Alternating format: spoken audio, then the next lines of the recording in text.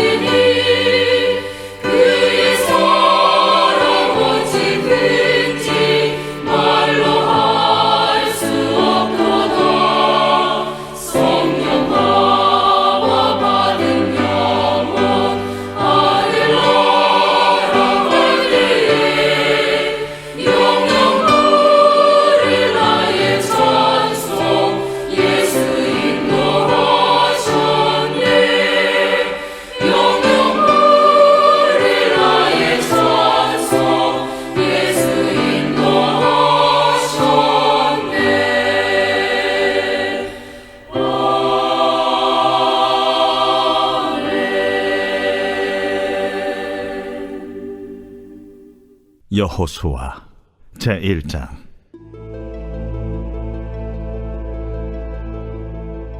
여호와의 종 모세가 죽은 후에 여호와께서 모세의 수종자 눈의 아들 여호수아에게 말씀하여 이르시되,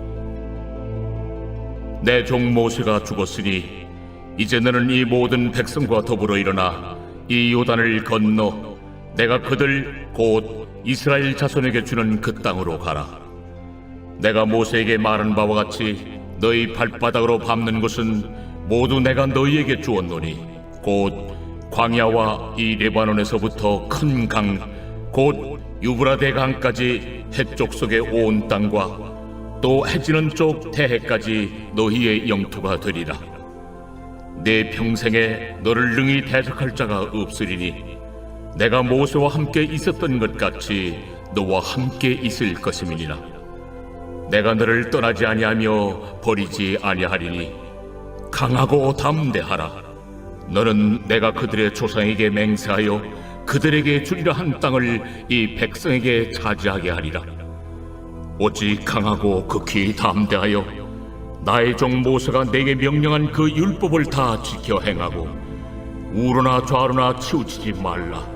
그리하면 어디로 가든지 형통하리니 이 율법책을 네 입에서 떠나지 말게 하며 주야로 그것을 묵상하여 그 안에 기록된 대로 다 지켜 행하라. 그리하면 내 길이 평탄하게 될 것이며 네가 형통하리라. 내가 네게 명령한 것이 아니냐. 강하고 담대하라. 두려워하지 말며 놀라지 말라. 네가 어디로 가든지 네 하나님 여호와가 너와 함께 하느니라. 이에 여호수아가 그 백성의 관리들에게 명령하여 이르되 진중에 두루다니며 그 백성에게 명령하여 이르기를 양식을 준비하라. 사흘 안에 너희가 이 요단을 건너 너희의 하나님 여호와께서 너희에게 주사 차지하게 하시는 땅을 차지하기 위하여 들어갈 것임이니라 하라.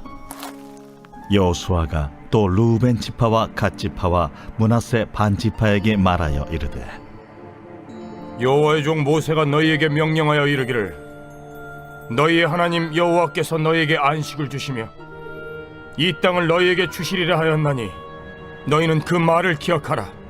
너희의 처자와 가축은 모세가 너희에게 준 요단 이쪽 땅에 머무르려니와 너희 모든 용사들은 무장하고 너희의 형제보다 앞서 건너가서 그들을 돕되 여호와께서 너희를 안식하게 하신 것 같이 너희 형제도 안식하며 그들도 너희의 하나님 여호와께서 주시는 그 땅을 차지하기까지 하라. 그리고 너희는 너희 소유지 곧 여호와의 종 모세가 너희에게 준 요단 이쪽 해돋는 곳으로 돌아와서 그것을 차지할지니라. 그들이 여호수아에게 대답하여 이르되 당신이 우리에게 명령하신 것은 우리가 다 행할 것이요 당신이 우리를 보내시는 곳에는 우리가 가리이다. 우리는 범사에 모세에게 순종한 것 같이 당신에게 순종하려니와 오직 당신의 하나님 여호와께서 모세와 함께 계시던 것 같이 당신과 함께 계시기를 원하나이다. 누구든지 당신의 명령을 거역하며 당신의 말씀을 순종하지 아니하는 자는 죽임을 당하리니 오직 강하고 담대하소서.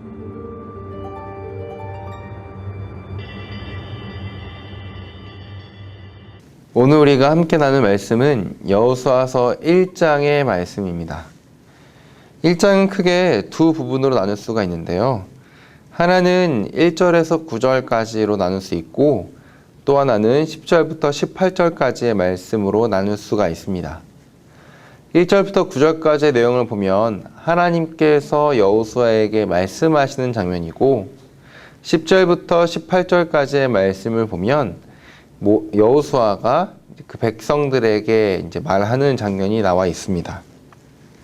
모세가 120살의 나이로 죽었습니다. 80살에 하나님께 부름받아 바로에게 나아갔고 또한 바로와 함께 바로에게서부터 이스라엘 백성들을 탈출시켰던 사람이 바로 모세였습니다. 모세의 일정과 또한 그의 삶을 보면 그렇게 순탄하진 않았죠. 40살의 나이에 광야로 도망갔고 80살에 하나님께 부름받아 40년 동안 이스라엘 백성들을 이끌었던 사람이 바로 모세였습니다. 이 모세는 오늘날의 유대인에게서도 가장 위대하고 또한 가장 중요한 선지자로 언급될 만큼 이 성경에서 또한 이스라엘 역사에서 모세는 너무나도 중요한 사람이었습니다. 신명기 34장 끝에서도 그 후에 이스라엘에 모세와 같은 선지자가 일어나지 못했다라고 말할 정도로 이 모세는 탁월한 지도자였죠. 과연 이러한 인물, 이렇게 탁월했던 지도자의 후임자가 된다는 것은 복된 일일까요? 아니면 리스크가 큰 일일까요? 인간적인 시선에서 보면 이러한 사람의 후계자가 된다는 것은 정말로 큰 두려움이 아닐 수가 없습니다. 무엇을 해도 전임자와 비교될 수 있고 모세는 그러지 않았는데 라는 말을 여호수아는 충분히 들을 수 있을 만한 상황이었던 것이죠. 여호수아는 분명히 큰 부담감을 가졌던 것으로 생각이 됩니다. 물론 그렇다고 해서 이 여호수아가 훌륭하지 않은 사람이었냐? 그런 것은 또 아니죠. 여호수아도 성경 곳곳에서 굉장히 훌륭한 사람으로 자주 언급됩니다. 특별히 가나안 땅을 정탐하라는 그 말에 10명의 정탐꾼들은 부정적인 이야기를 했지만 이 갈렙과 여호수아는 그들이 주신 그 믿음으로 하나님께서 주신 그 땅을 우리가 능히 차지할 수 있다라고 보고했던 두 사람 중에 한 명이 바로 여호수아였습니다. 하지만 이런 이력을 가졌다고 해서 이 여호수아가 그 모세를 뒤를 잇는다는 것을 그렇게 쉽게 생각하지는 못할 겁니다. 장정만 60만이 되는 거대한 공동체를 이끌고 요단강을 건너서 가나안 땅을 정복하는 것, 그 땅에 있는 거주민들을 쫓아내고 그 땅에 이스라엘 공동체를 정착시키는 것은 보통 일이 아니었습니다. 만약에 제가 여호수아였다면 그 누구보다 모세가 죽지 않고 계속 살아서 이스라엘 백성을 가나안 땅에 정착시켰으면 좋겠다라고 간절히 바랬을 겁니다. 하지만 여호수아의 눈앞에 닥친 현실은 거대한 이스라엘 공동체를 이끌고 가나안 땅을 차지해야 하는 막막한 현실 가운데 놓여 있던 것이죠. 1장의 말씀에는 여호수아의 심정이 직접적으로 이렇게 드러나 있지는 않습니다. 하나님께서 여호수아와 이렇게 말씀하시는 부분에서 여호수아는 그 어떠한 말도 하고 있지 않기 때문이죠. 1절부터 9절까지 하나님께서 여호수아에게 강하고 담대하라는 말을 계속 반복하고 계십니다. 권면이나 부탁이 아니라 단호한 명령이죠. 분명한 명령어로 강해라, 담대하라 라고 여호수아에게 명령하고 계십니다. 만일 여호수아가 자신감으로 가득 찬 상태였다면 하나님께서는 여호수아에게 강하고 담대하라는 말은 하지 않으셨을 겁니다. 그러나 반복해서 이런 말씀을 하고 있다는 것은 지금 모세의 뒤를 이어 이스라엘 백성들을 이끌 이 여호수아가 마음속으로 강하지 못했고 담대하지 못했다라는 것을 보여주는 것이죠. 그렇게 하나님께서는 여호수아에게 강해라, 담대하라 라고 반복해서 말씀하고 계신 겁니다. 자, 우리는 여기서 한 가지를 우리가 생각을 해봐야 되는데요. 하나님의 일을 함에 있어서 강하고 담대하면 얼마나 좋겠습니까? 그 어떠한 두려움도 없이, 그 어떠한 무서움도 없이 우리가 하나님의 일을 할 때 언제나 강하고 언제나 담대하면 얼마나 좋겠냐는 것이죠. 하지만 우리의 심령은 그렇지 못할 때가 너무나도 많습니다. 강하고 담대해야 하지만 그렇지 못할 때가 너무나도 많다는 것이죠. 저는 이것을 굳이 애써 감추고 하나님께 이것을 고백하지 않는 것은 더 위험하고 어리석은 생각이라고 생각을 합니다. 우리의 마음 가운데 두려움이 있고 담대하지 못함이 있다면 그것을 하나님께 다 가져가서 쏟아내야 됩니다. 내 마음 가운데 가득 찬 그 두려움을 하나님께 다 비워내었을 때 하나님의 강하고 담대하심이 나의 마음 가운데 담길 수가 있기 때문이죠. 글쎄 여호수아가 이 자신의 두려움과 불안함을 하나님께 아뢰었는지는 잘 모르겠습니다. 그러나 한 가지 분명한 것은 자신 안의 마음 가운데 불안함과 두려움이 있다면 하나님의 강함은 담길 수가 없다라는 것이죠. 우리가 하나님의 일을 함에 있어서 자신의 연약함과 두려움을 하나님께 다 쏟아낼 때 그때 비로소 하나님의 강함이 담길 수 있다는 사실을 우리는 반드시 기억해야만 합니다. 저도 설교 사역을 감당하다 보면 도망가고 싶을 때가 한두 번이 아닙니다. 도대체 이 말씀이 무슨 뜻일까? 이런 건 대충 알겠는데 그렇다면 내가 받은 이 은혜, 하나님께서 나에게 주신 이 은혜를 어떻게 성도들에게 함께 나눌 수가 있을까? 그것을 준비하고 또한 고민하다 보면은 앞이 깜깜할 때가 한두 번이 아닙니다. 그런데 참 신기하게도 그럴 때마다 나의 이 마음을 하나님께 솔직히 다 아래일 때 내 마음 가운데 하나님의 담대함이 채워질 때를 늘 경험합니다. 마음속의 두려움을 다 비워내야 하나님의 담대함과 강하심이 담기는 신앙의 원리가 작동하는 것이죠. 소망하건대 혹시라도 마음 가운데 두려움과 또한 극심한 불안이 있는 분이 계십니까? 그렇다면 그 모든 것을 하나님 앞에 진솔하게 다 쏟아내시길 소망합니다. 하나님께 쏟아내었을 때 하나님의 강하심, 하나님의 담대하심이 우리 마음 가운데 가득 담기는 것을 경험하게 될 것입니다. 이어서 말씀을 보면 강하고 담대하지 못한 여호수아에게 하나님께서 반복적으로 강하라, 담대하라 말씀하시죠. 그런데 그 강함과 담대함의 근원은 바로 하나님의 함께하심입니다. 5절의 말씀인데요. 내 평생에 너를 능히 대적할 자가 없으리니 내가 모세와 함께 있었던 것과 같이 너와 함께 있을 것임이니라. 내가 너를 떠나지 아니하며 버리지 아니하리니. 여호수아가 가나안 땅에 들어가서 하나님의 말씀을 수행할 수 있는 그 유일한 이유, 또한 그 일생에 그 어떠한 대적도 여호수아에게 덤빌 수 없는 그 이유는 여호수아가 강해서도 그가 능력이 많고 리더십이 탁월해서도 아니라 오직 모세에게 똑같이 동행하셨던 하나님께서 여호수아에게도 똑같이 함께 하실 것임을 약속하셨기 때문입니다. 게다가 얼마나 이것을 확실하게 말씀하시는지 함께 할 것이다, 떠나지 않을 것이다, 버리지 않을 것이다 라고 재차 강조하고 있는 것이죠.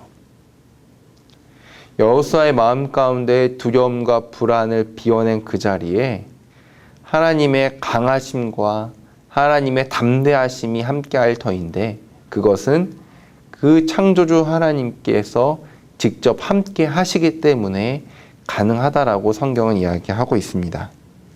자, 그런데 오늘 제가 여러분과 조금 주목해서 살펴보고자 하는 부분은 7절의 말씀인데요.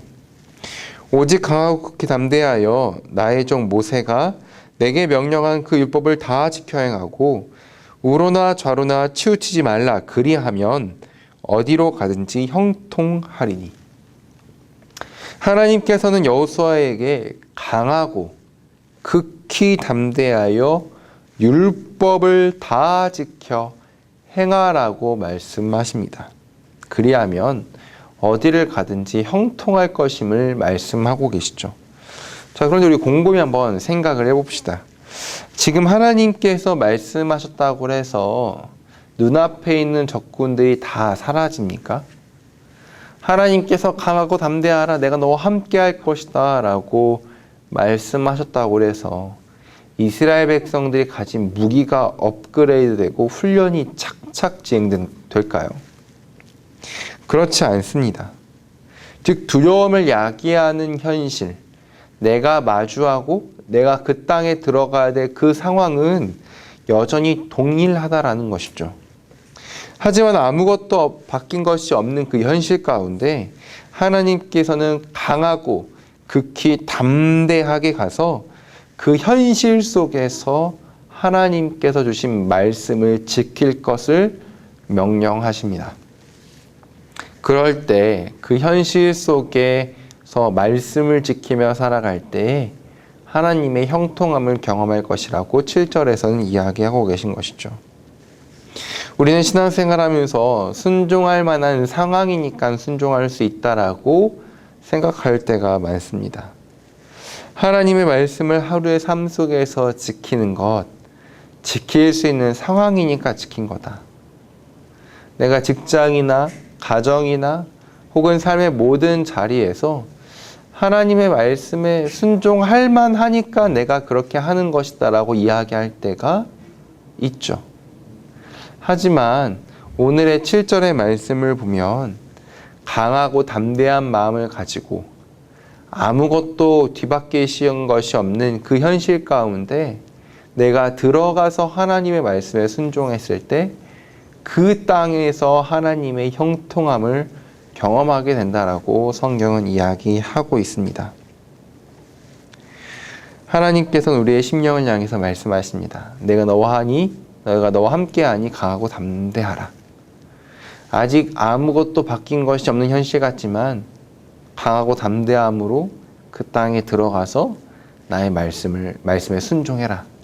그리하면 형통함을 경험하게 될 것이다.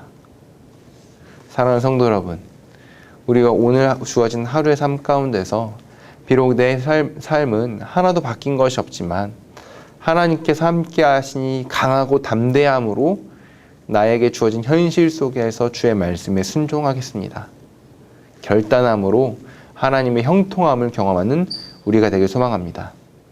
이어서 말씀을 보면 하나님의 말씀을 들은 여호수아는 요단강 동쪽 땅을 분배받은 지파들에게도 가나안 땅 정복 전쟁에 참여해야 됨을 이야기합니다. 어떻게 보면 이미 요단강 동쪽에 분배받았던 르우벤이나 혹은 므낫세 반지파나 이런 지파들은 가나안 정복 전쟁에 참여하지 않아도 되었죠. 하지만 여호수아는 그것은 옳은 것이 아니라고 생각했기에 이들에게 가나안 땅 정복을 함께 참여해야 된다라고 이야기합니다. 심지어 용사들은 너의 형제들 곧 이미 아직 땅을 차지하지 못한 형제들보다 더욱더 앞서서 싸워야 될 것을 이야기하고 있습니다. 여호수아의 명령은 자신이 이미 평안히 거주할 환경이 되었다고 해서 공동체 전체의 안위를 무시해서는 안 된다라고 이야기하는 겁니다. 이스라엘 공동체는 하나의 공동체이죠. 어느 한쪽의 아픔과 고통이 전체의 아픔과 고통이 되어야만 하는 그러한 공동체입니다. 그렇게 나는 평안하다고 해서 가만히 있어야 되는 것도 아니고 또한 나는 이미 땅을 차지했다고 해서 그들을 외면해서도 안 되는 것입니다. 공동의 책임을 져야 하는 것이죠. 만일 르우벤과 갓, 므낫세 반지파들이 만약에 자신의 평안함만 생각해서 참여하지 않았다면 이미 이스라엘은 그 시작부터 실패한 공동체가 되는 것입니다. 이것을 너무나도 잘 알았기에 여호수아는 그들로 하여금 누구보다 앞장서서 그들의 형제를 위해서 싸울 것을 말하고 있는 것이죠. 우리 교회 공동체가 주변의 이웃들을 돌보고 머나먼 타국의 선교사님들을 지원하고 또한 우리나라에 있는 미래자립교회 목회자분들을 위해서 기도하고 후원하는 것은 그냥 우리가 선한 행동을 하는 것이 아닙니다. 혹은 우리의 재정이 여유로워서 할 수 있는 것도 아니고 그냥 우리 마음 가운데 긍휼이 가득해서 할 수 있는 것도 아닙니다. 우리가 이렇게 주변을 돌보고 머나먼 타국과 또한 국내에 있는 여러 목회자분들을 도울 수 있는 것은 여호수아의 말대로 우리가 하나의 공동체이기 때문입니다. 우리가 평안하다고 해서 그들의 평안을 외면해서는 안 된다는 것이죠. 사랑하는 성도 여러분, 이 땅에 주님께서 세우신 모든 교회는 하나의 공동체입니다. 우리 교회만 성장하고 우리 교회만 잘 된다고 해서 그 주변의 아픔과 또한 고통을 외면해서는 절대로 안 되는 것입니다. 그렇다면 만약에 우리가 그들을 외면한다면 이미 이스라엘 공동체가 시작부터 삐걱거릴 것처럼 만약에 우리도 그들을 외면한다면 우리 교회는 반드시 무너질 수밖에 없는 것이죠. 그렇기에 오늘 여호수아의 말대로 너희가 앞장서서 싸우라라고 얘기했던 것처럼 우리도 그들의 아픔과 고통에 앞장서서 그들을 품어줄 의무가 마땅히 있다는 것을 반드시 기억해야 합니다.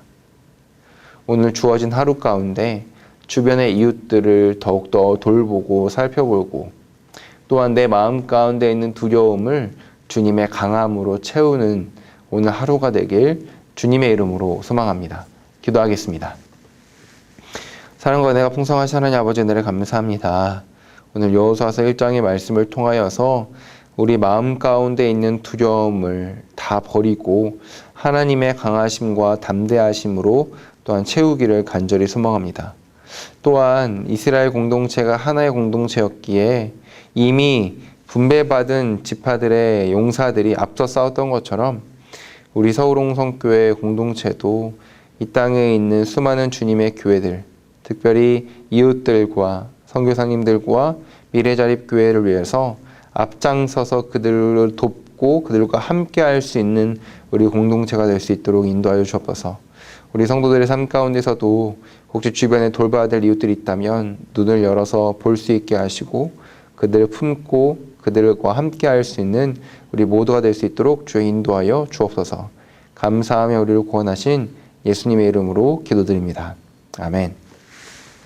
이제는 우리를 죽기까지 사랑하신 예수 그리스도의 은혜와 이 땅에 독생자를 보내신 하나님의 크신 사랑하심과 영원토록 우리와 함께 하시는 성령님의 동행하심이 이 시간 마음 가운데 두려움을 다 비워내고 하나님의 강함으로 주의 성도들 머리 가운데 또한 우리 자신만 돌보는 것이 아니라 주변 이웃들을 알뜰살뜰 살피기를 소망하는 주의 모든 자녀들의 머리 가운데 지금도 영원토록 함께 있을지어다. 아멘.